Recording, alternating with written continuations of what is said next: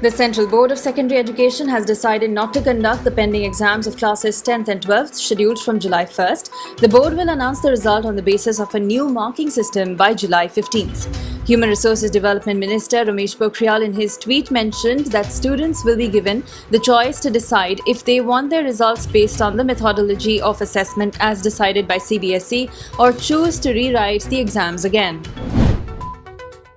Addressing the press, Delhi Chief Minister Arvind Kejriwal cautioned residents that a major issue with coronavirus is that oxygen level of patients drops suddenly.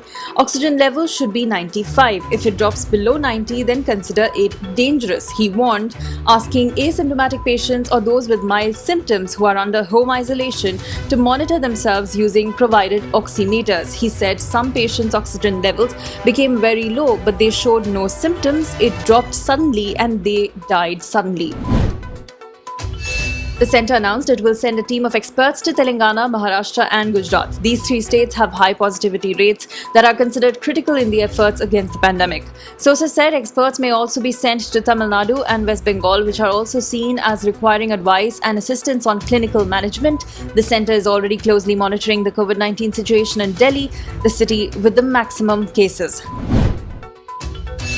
A CRPF man and a 5-year-old boy were killed after militants attacked a CRPF party in South Kashmir's Bijbehara on Friday.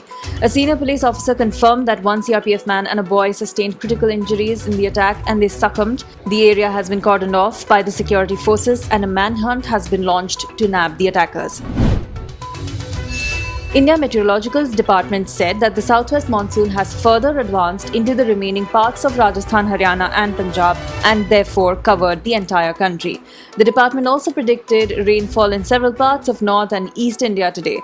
Light rainfall can be expected across Delhi and NCR. The US is reviewing its global deployment of forces to ensure it is postured appropriately to counter threat from China to Asian countries. US Secretary of State Mike Pompeo said this in the backdrop of India-China tensions after clashes in the Galwan Valley. Pompeo said, "We are going to make sure we are postured appropriately to counter the People's Liberation Army. We think that this is the challenge of our times."